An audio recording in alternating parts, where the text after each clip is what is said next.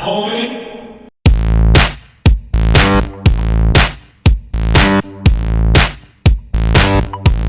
Strongman is it's a tough sport, and I was actually introduced to it at first in 2006, and I wasn't as strong as I am now. It's kind of cool. With age comes strength. In my case, I've been fortunate.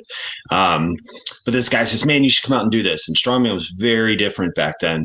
So there's a parking lot full of just old, weird-looking equipment, and a couple guys showing up to give it a try and getting hurt left and right. And I was like, I don't know about this right now. And then 8 years later, I got after it. Find a gym that's got great athletes. If they have like a strongman Saturday or strongman Sunday or whatever, and you're interested in it, just go out, see what it's all about. Have an open mind and just be very smart about how you move. Be aware of the people around you, because everything is big and heavy. But when you find a show that you want to do, get with a coach or trainer, get somebody that has some experience, so they can help you at least just understand where to get started. And it could be as easy as talking to that crew on Saturday morning. But learn the events. If you have a way, test drive them, get a feel or figure out how to simulate them. There's so much stuff out there. Cale Beck has Starting Strongman, and just a wealth of information. So there's a lot of free info out there. There's a lot of paid info, but bring yourself up to speed on it. Second thing I would say is remember that you're doing this to have fun. I know a lot of men and women say they want to win worlds, or they want to get to the Arnold, or they want to get to the big show. It's awesome to have those aspirations, but know that not everybody's going to make 1 million followers this year on social media and $1 million in endorsements. Even the pro guys will tell you, I still have a full-time job. It's an expensive hobby, and it's just something that we love. So it's not something that you just kind of show up and do it. It takes a level of commitment. And I think those are some of the key things that people don't expect. It's all about, like, they're expecting to hear about technique and things like that.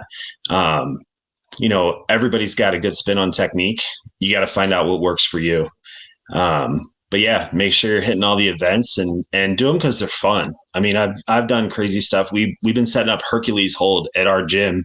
There's a contest coming up in Texas, and one of the guys on our team decided he wanted to do it. It's like fun events down in Texas, good reason to go.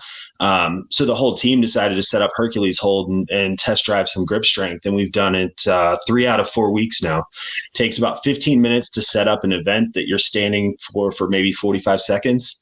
And then you got to break it all down. But, find the things that you really love, pick a lot of contests.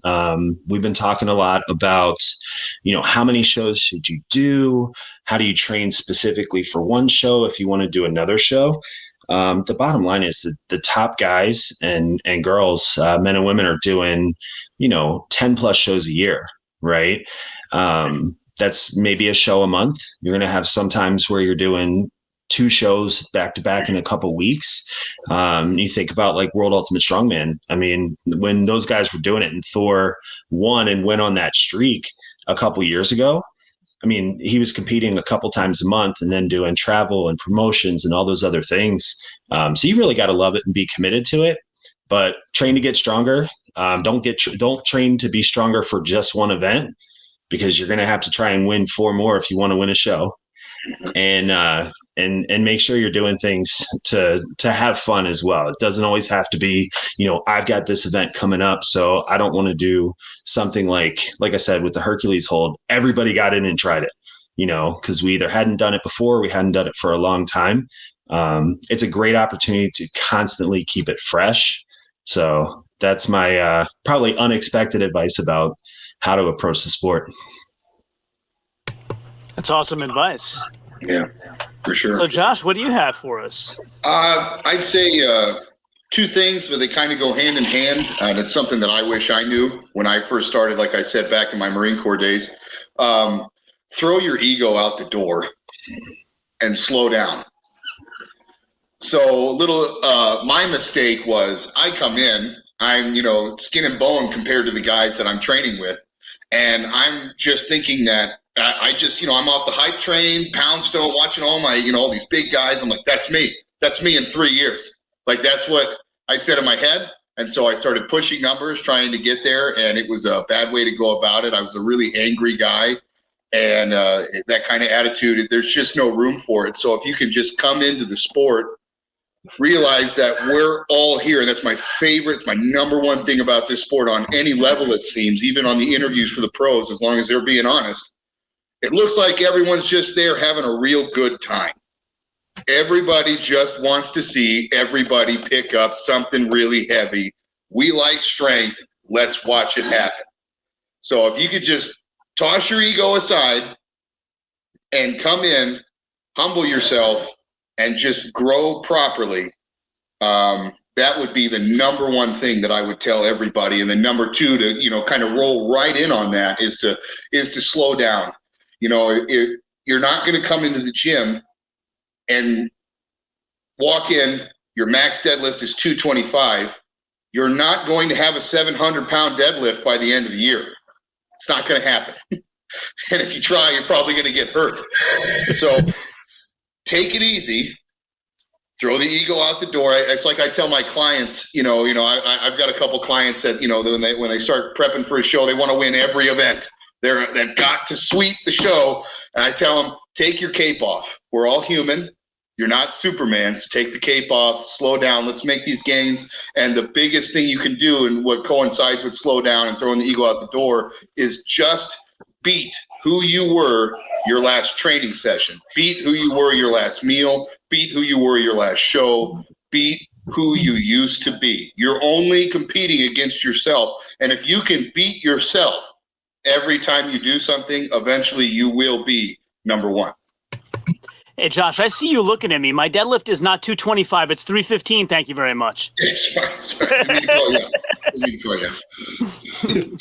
That's interesting because when I talked to Bobby Thompson and Travis Ortmeyer, both of them basically said the same thing, where don't sweep every event, train everything, get decent at everything, and it's more about consistently placing, second to fourth, somewhere in that range, where you don't have to win every event, but consistently place high enough so that hopefully at the end you have enough points racked up to win.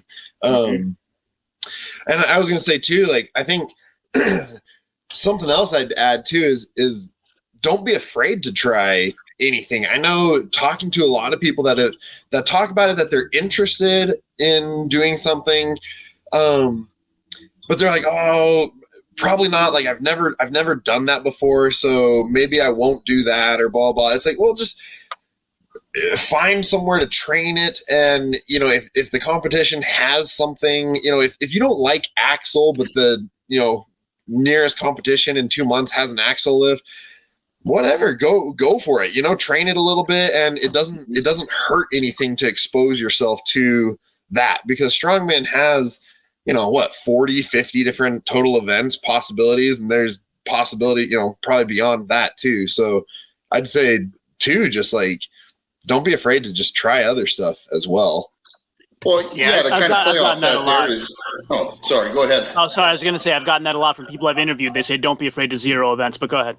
Yeah, I was gonna say when I first restarted moving back into Indiana, actually Chicago's Strongest Man, I was training out of an Anytime Fitness the size of a cubicle, like.